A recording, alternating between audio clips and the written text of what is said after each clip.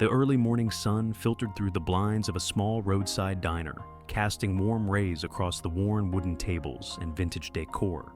Natalie Harper, a woman in her late 30s, sat at her usual spot by the window.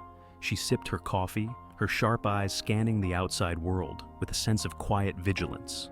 The buzz of conversation and clatter of dishes filled the room, but Natalie remained calm, her demeanor composed and unassuming. To the casual observer, Natalie seemed like any other diner patron. Her wheelchair, though well-maintained, was a clear indicator of a past hardship, and the scar trailing down her temple hinted at a story untold. What no one knew was that Natalie wasn't just a disabled veteran trying to rebuild her life. Behind her calm exterior lay the mind of a trained operative, honed through years of service in the CIA, a past she kept carefully hidden. Natalie's routine was simple. She came to the diner each morning, enjoying her solitude and the occasional small talk with the staff. It was her sanctuary, a place where she could blend in and leave behind the shadows of her past. But that quiet morning took an unexpected turn when the rumble of motorcycles broke the stillness outside.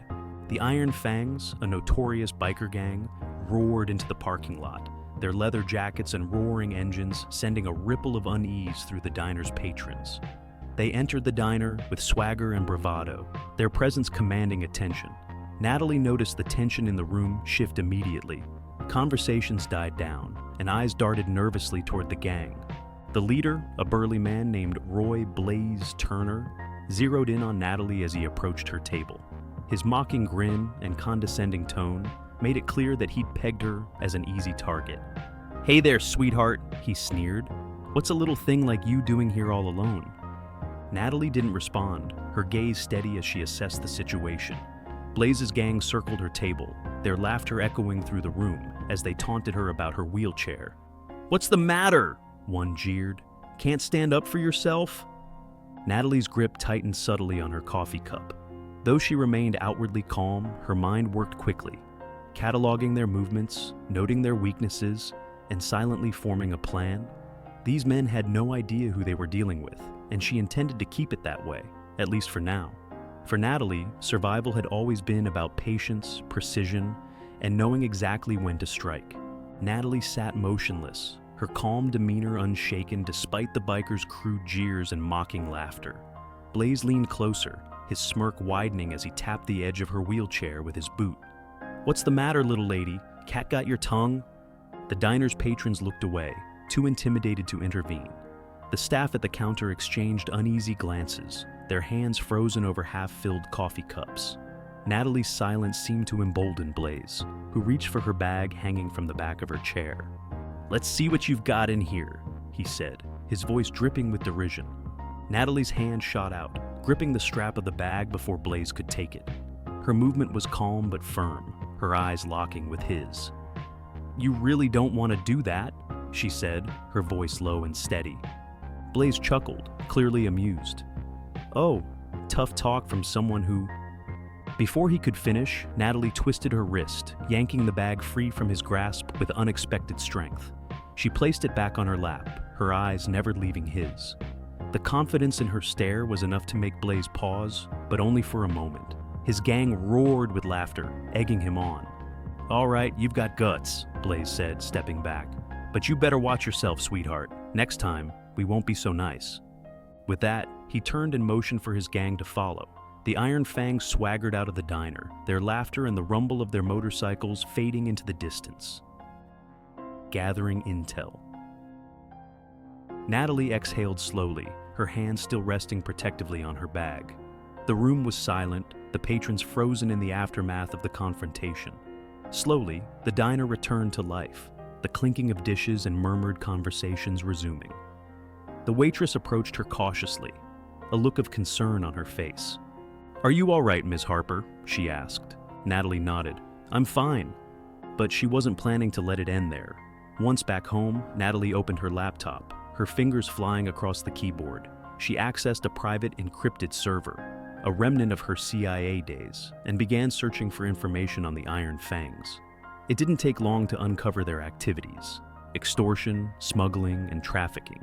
They operated out of a warehouse on the outskirts of town, using it as a base for their illegal activities. Natalie leaned back in her chair, the details solidifying her resolve. She had dealt with dangerous men before, people far more dangerous than the Iron Fangs. These bikers had underestimated her, and that mistake was going to cost them. A plan takes shape. The following day, Natalie made preparations. Though she hadn't been in the field for years, her training was still sharp. She modified her wheelchair, equipping it with several discrete defensive mechanisms. A small compartment under the seat concealed a compact firearm, while a side panel held smoke grenades and a stun device. She also reinforced the chair's frame, ensuring it could withstand whatever chaos was to come. Natalie reached out to Ethan Cross, a former CIA colleague who had always been reliable in a pinch. Over a secure line, she explained the situation. "The Iron Fangs are more than a local nuisance," she said. "They're involved in trafficking. I need intel on their warehouse." Ethan didn't hesitate. "I'll send you what I have," he said. "But be careful, Nat. These guys might not seem like much compared to what you've faced, but they're still dangerous." Natalie smirked. "So am I." Within hours, Ethan provided blueprints of the warehouse and confirmed the gang's schedule.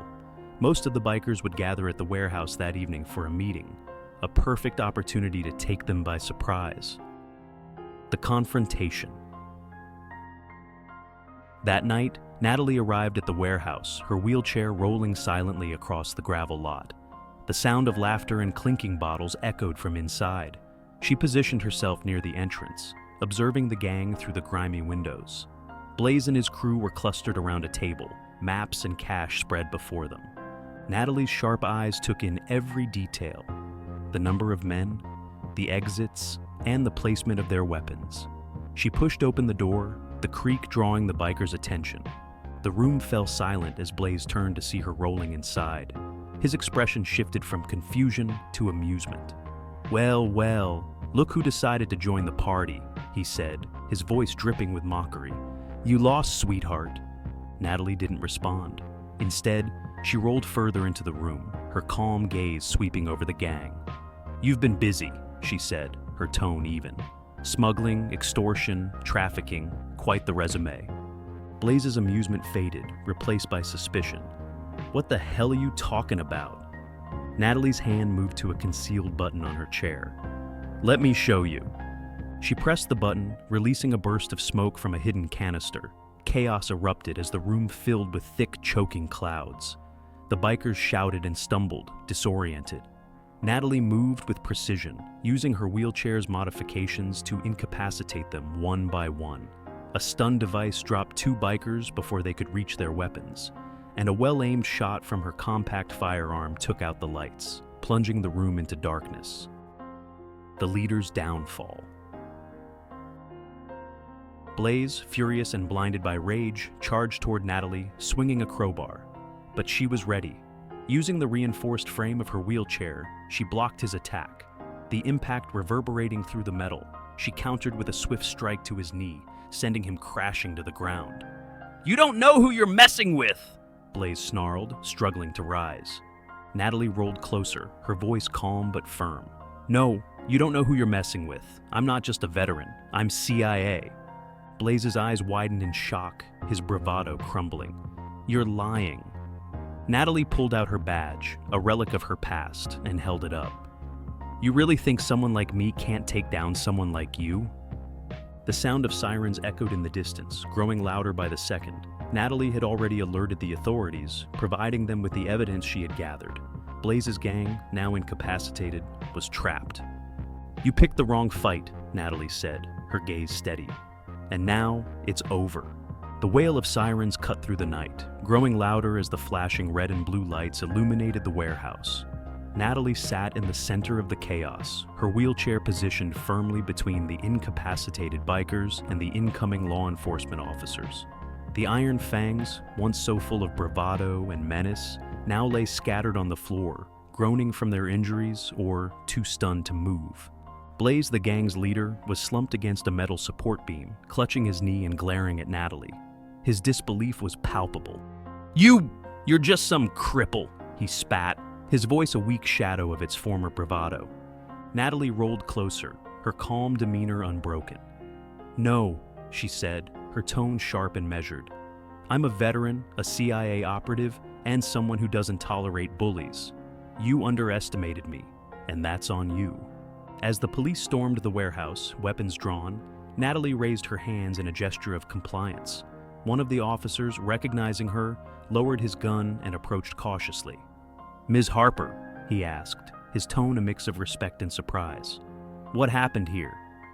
Natalie handed over the evidence she'd collected, a flash drive containing detailed records of the gang's operations, along with a full confession she had recorded from one of the bikers. "The Iron Fangs are involved in trafficking, smuggling, and extortion," she explained. "Everything you need to take them down is on this." The officer stared at her for a moment before nodding. "We'll take it from here." Justice delivered. The bikers were rounded up, handcuffed, and dragged out of the warehouse under the watchful eyes of the law. Blaze, still seething, was the last to be taken. As he passed Natalie, he muttered, "This isn't over." Natalie tilted her head, her eyes cold and unyielding. "It is for you." With Blaze gone and the warehouse cleared, the officers turned their attention back to Natalie. "You could have been killed," one said, shaking his head. "Why didn't you call us sooner?" She offered a faint smile. "Sometimes you have to handle things yourself, but I made sure you had what you needed to finish the job." A quiet victory. As the night deepened, Natalie wheeled herself out of the warehouse, the cool air brushing against her face. The chaos of the evening was behind her, but the weight of her actions lingered. She wasn't just fighting the bikers, she was fighting for the dignity and strength she had built over years of service. When she returned to the diner the next morning, the staff and patrons greeted her with hushed admiration. The waitress who had spoken to her before approached with a fresh cup of coffee. "This one's on the house," she said, her smile warm. "Thank you." Natalie nodded, her sharp eyes scanning the room one last time. She had no interest in glory or recognition. For her, the victory lay in knowing she had stood her ground, defended herself, and ensured the Iron Fangs could harm no one else. With a quiet sip of her coffee, she returned to her book, the world around her finally at peace.